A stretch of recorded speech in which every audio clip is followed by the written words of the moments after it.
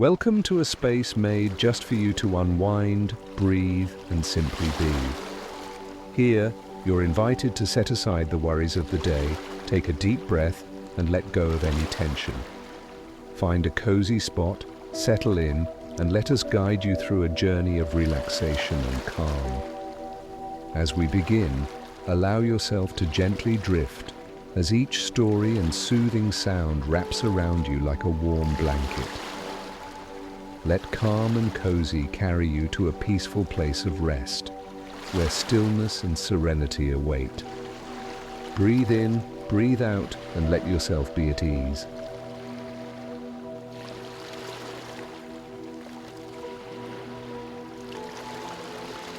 Chapter 1. Introduction. High atop a mountain, nestled deep within the forest, there was an observatory that few knew about. Surrounded by nature, it stood quietly under the vast night sky, where the stars shimmered like distant, precious gems. Here, far from the clamor of the world, a man named Arik had made his home. Arik was an astronomer, one who had devoted his entire life to the study of the stars and the mysteries of the universe. His days were spent gazing through his telescope, charting the celestial bodies and marveling at their beauty. But as he grew older, something inside him began to stir, a deep longing he could not explain. Though he had dedicated his life to understanding the universe, he often felt small and disconnected. The stars, for all their brilliance, seemed so far away, so distant from the life he lived here on Earth. As he looked at the vast expanse of space, the endless twinkling lights, he wondered if there was something more to understand, something closer, more personal. Tonight was like any other. The observatory was quiet. The only sound was the gentle breeze rustling the leaves outside. Arik sat by his telescope, gazing at the stars, yet his thoughts drifted. What was the meaning of all this? How could one find purpose or joy in such a vast and indifferent universe? And more importantly, how could one feel connected to it all? The peaceful hum of the night enveloped him, and though he had no answers, the stillness of the evening offered a sense of calm that began to ease his racing mind. Chapter 2. Arik's internal struggles. As the stars sparkled above him, Arik's mind wandered deeper. He had always been a man of science, relying on data, measurements, and calculations to understand the world. Yet, the more he learned about the universe, the more he felt lost in its immensity. How could he, a mere human, ever grasp something so boundless? Arik felt the weight of the cosmos pressing down on him, a reminder of how small and insignificant his life seemed in the grand scheme of things. He wondered, what was his purpose? Was his work simply a fleeting attempt to make sense of the incomprehensible? His days had begun to blur into one another, filled with numbers, charts, and observations that no longer stirred the same awe in him. The nights, once filled with wonder, now felt cold and distant. He couldn't shake the feeling that something vital was missing from his life. He had heard others speak of gratitude, how it could bring peace and contentment. But Arik struggled with the concept. How could one be grateful when faced with the vast, uncaring universe? How could one find meaning in the small details of everyday life when the stars themselves seemed so indifferent? The soft glow of the stars outside his window provided no answers, but they did offer a quiet sense of comfort, as if whispering that the answers might lie not in the stars themselves, but within his own heart. Chapter 3. The Cosmic Encounter. One evening, as Arik sat at his telescope, scanning the night sky, something extraordinary caught his eye. Far in the distance, beyond the usual stars and constellations he had grown so familiar with, a brilliant explosion of light appeared, a supernova. A rare and awe-inspiring event unfolded before him, its light traveling millions of years to reach his eyes.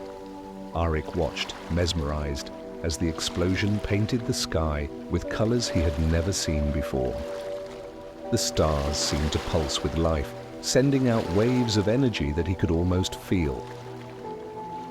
For a brief moment, the universe felt alive, as if it were reaching out to him. As he stared into the depths of the cosmos, a sense of calm washed over him. The vastness of space no longer felt overwhelming. Instead, it felt connected, as if each star, each distant planet, was part of a larger whole, a whole that included him. He closed his eyes, letting the feeling sink in. In the quiet of the night, as the stars twinkled overhead, Arik felt something shift inside him. It was as if the universe was whispering a message, one he had overlooked for so long. Gratitude. The word echoed softly in his mind like the faintest of whispers carried on the night breeze. Gratitude for the stars, for the earth beneath him, for the breath that filled his lungs. Gratitude for the very act of existing, here and now, in this vast, beautiful universe. Opening his eyes, Arik looked around the observatory, seeing it with fresh eyes. The familiar wooden desk, the well-worn books, the old telescope that had been his companion for so many years. Suddenly he was filled with appreciation for all of it. Each piece of his life, no matter how small, held meaning. In that moment he realized that the answers he sought weren't out in the stars, they were here, in the simple, everyday things he had overlooked. Chapter 4. The Journey of Gratitude.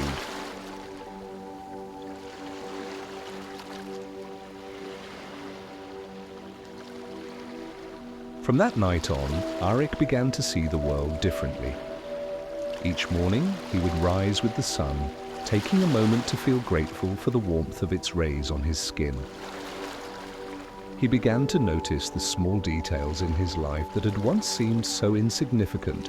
The way the morning light filtered through the trees, the sound of birds singing outside his window, the smell of fresh coffee brewing in the kitchen. He developed a quiet routine of reflection in the evenings, sitting by his telescope not to search for answers, but to appreciate the beauty of what was already before him. The stars were no longer distant or cold. They were companions in the night, reminders of the vastness of existence and the intricate web of life that connected everything. Each night, before he drifted off to sleep, Arik would take a moment to list the things he was grateful for, no matter how small. Some nights it was the comfort of his bed, the quiet of the observatory, or the cool breeze that drifted in through the open window. Other nights, it was the satisfaction of a good meal or the warmth of an old friend's voice on the phone. As he practiced gratitude, something began to change inside him. The restlessness and longing that had once gnawed at him started to fade. In its place, a quiet contentment settled in.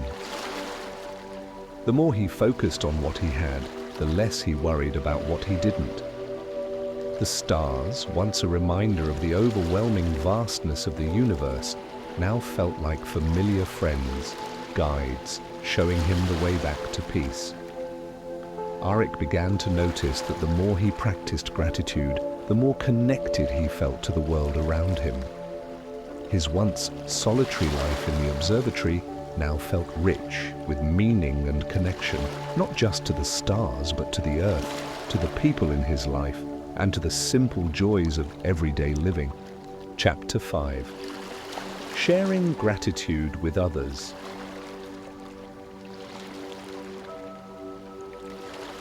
As time passed, word of Arik's observatory spread. People from nearby towns began to visit. curious to learn from the man who had spent his life studying the stars. But when they arrived, they found that Arik had much more to teach than just astronomy. He would guide his visitors to the telescope, showing them the wonders of the night sky, but he also spoke of the importance of gratitude. He shared how it had changed his perspective, how it had brought him peace and connection in a world that once felt so vast and isolating. "Look at the stars," he would say, "and marvel at their beauty. But also look at the earth beneath your feet, the air you breathe, the people around you. Everything is connected, and everything deserves your gratitude." His words resonated with those who came to learn from him. Visitors left not only with a deeper understanding of the cosmos, but with a renewed sense of appreciation for the world around them. Arik had found a way to bridge the gap between the stars and everyday life, showing people that the same awe and wonder they felt when looking at the night sky could be found in the simplest of moments. Chapter 6. The Dreamlike State 1.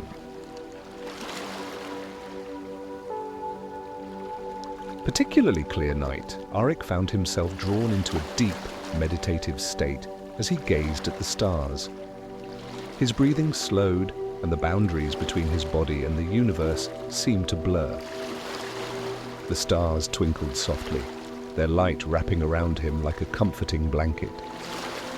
In this dreamlike state, Arik felt himself floating among the stars.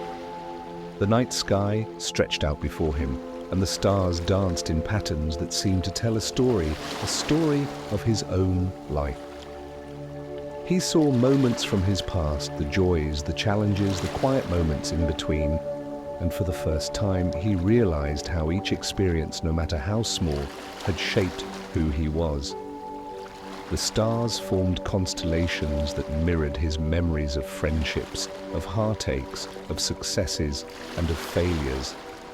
Each memory carried with it a lesson, and Arik understood that even in his most difficult moments, there had been something to be grateful for. The struggles had taught him resilience, the losses had shown him the value of love, and the quiet moments had brought him peace. In this cosmic vision, Arik felt a deep sense of gratitude for his life, all of it. The highs and the lows, the beauty and the pain were all part of a larger, intricate tapestry. Chapter 7. Conclusion and Reflection.